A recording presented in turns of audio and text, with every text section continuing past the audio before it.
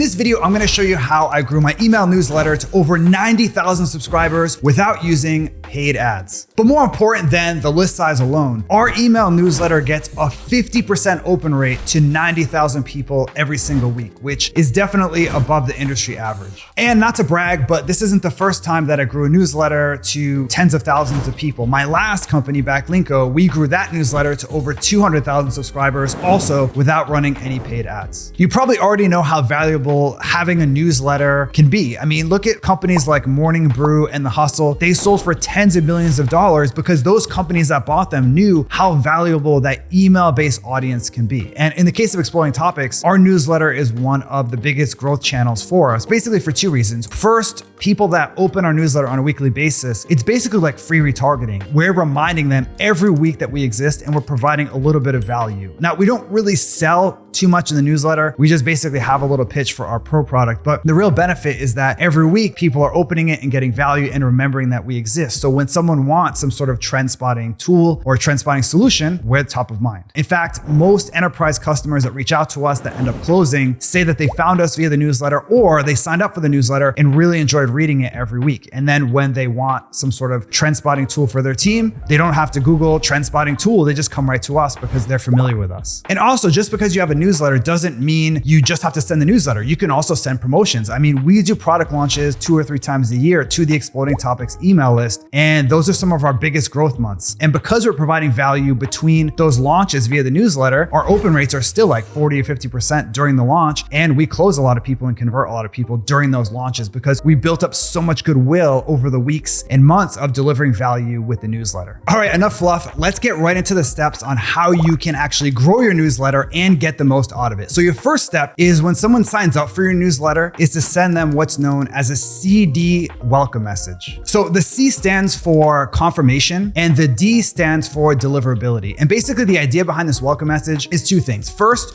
you want to confirm that they made the right decision by signing up. So imagine someone lands on your website and they go to your newsletter page and it sounds interesting and they sign up. If you don't send a message for a few days, which is possible if you only send a weekly newsletter, they're kind of going to forget you exist. So it's important to confirm that they made a good decision and remind them already upon sign up about why they signed up. So in our case, we just kind of remind them, we're going to send trends every week and such a number of people have signed up. So if you don't have a big email list, that's totally fine. You don't need to use social proof. You can just say every week you're going to get X to really confirm that they made the right decision. The next step is to use your welcome message to increase deliverability in the future. 2 things that have really made a huge difference for us is 1, when someone signs up for our newsletter, in the welcome email, we literally tell them to move the message from the promotions tab in Gmail to primary. Now at this point, with a 50% open rate, we're obviously getting to primary most of the time in Gmail, but it still doesn't hurt to put that in there because if you ever get into promotions again, the act of someone moving the message from promotions to primary sends a strong signal,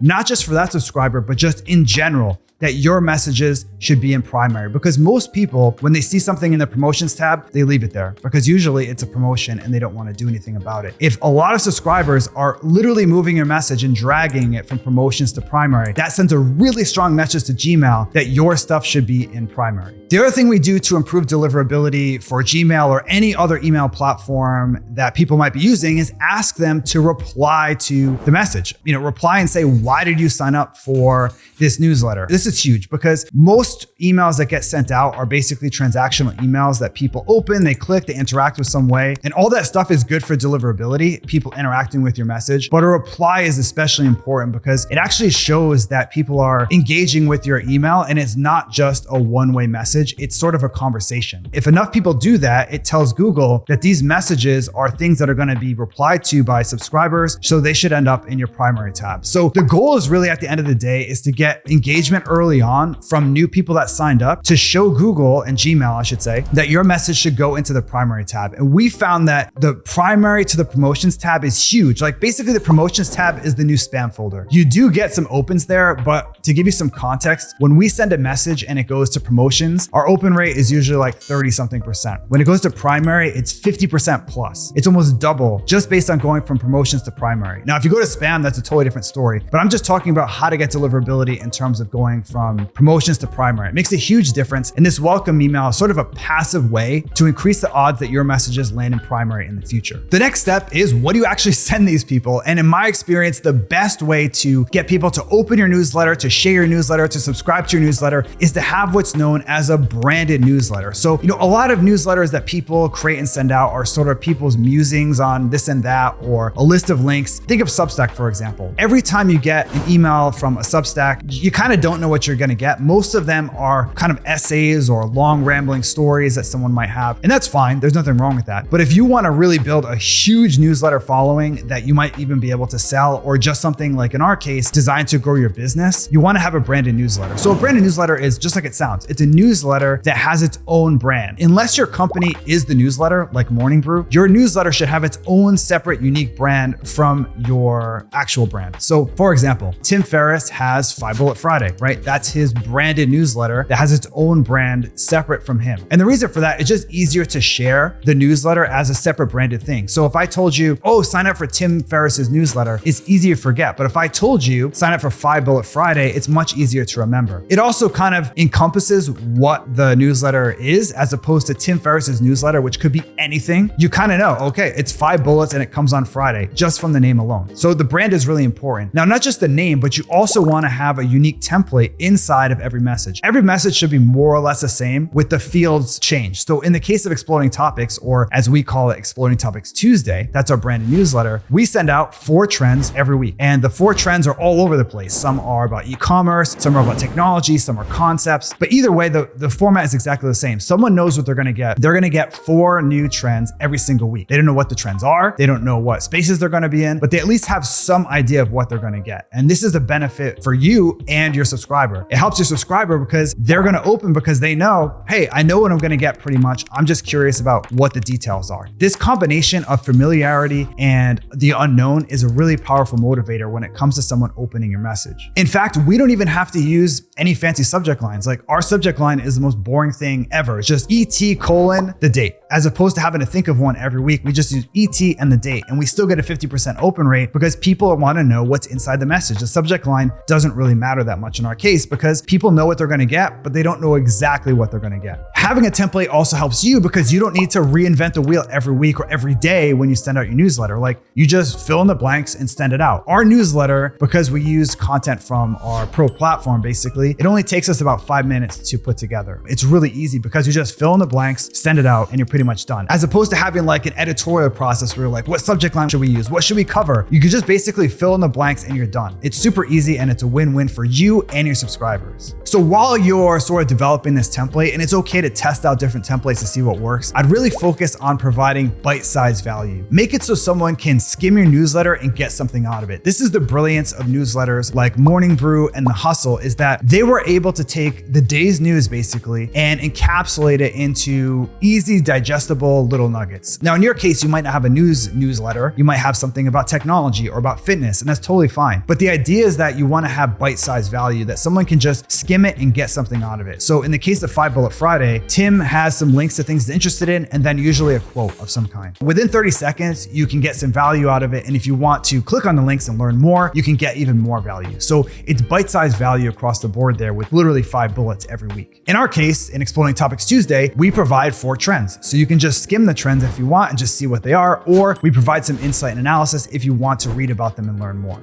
Either way, it's all about providing bite-sized value in your newsletter. So as you develop your template, try to think of a way that you could just help people just quickly get some value out of your newsletter without the need to click on any links or read a bunch of content. The next step is to never miss an issue of your newsletter. Whether it's Christmas or your birthday or your mom's birthday, you gotta send that newsletter every week or every day, depending on the time frame that you choose. In the case of Exploring Topics, we've sent out 150 newsletters at this point, and we've never missed one. It's really important for people to build up that habit of opening. So that's one of the reasons, besides what I already mentioned, of why people open up our newsletters at such a high rate. Yes, it's because we provide bite-sized value, we're providing value overall, but we're sending at a consistent day and time. So people know Tuesday at 9 a.m. Eastern, they're going to get their Exploding Topics Tuesday to open and learn about new trends. Like, that habit forming part of it is huge. And in fact, those newsletters that I mentioned, like Morning Brew and The Hustle, they have literally 1 million+ subscribers. And I know from talking to people like who are involved in that company that they have a 40% open rate on 1 million subscribers, and they send every day. How is that possible? Well, it's because that becomes the daily routine of their subscribers, just opening that newsletter. Like they get up in the morning, they check their phone, and they open Morning Brew to learn about what happened yesterday. Like that's the habit forming potential. So if you miss even one issue, you can break that habit. It's important to send at the same time, at the same day of the week, every single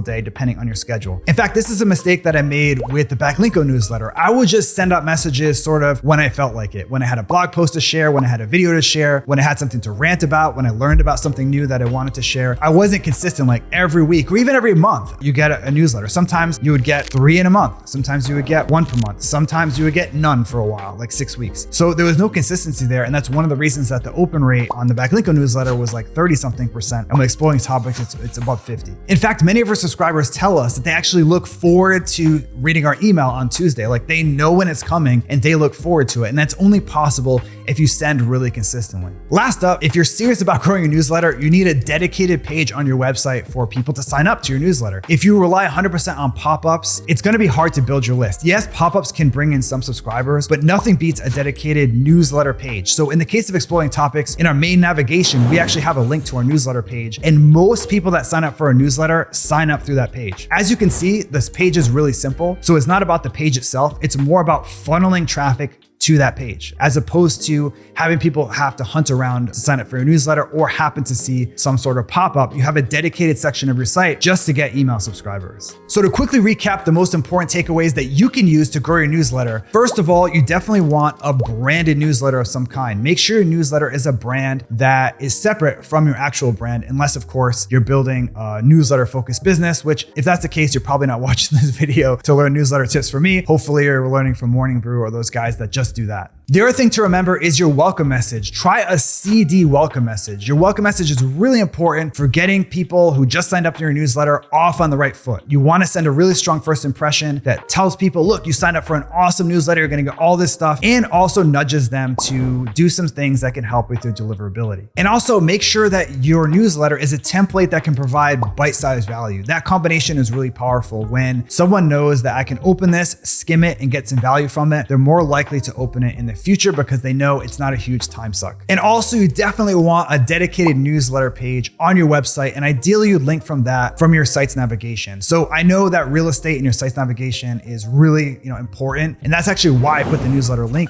there, because for us building our email list and growing our newsletter is really important, so it's worthwhile. So now I'd like to hear from you. Have you built a newsletter? Are you building a newsletter now? What's working for you? Or maybe you have some questions about something you saw in this video. Either way, let me know in the comment section below.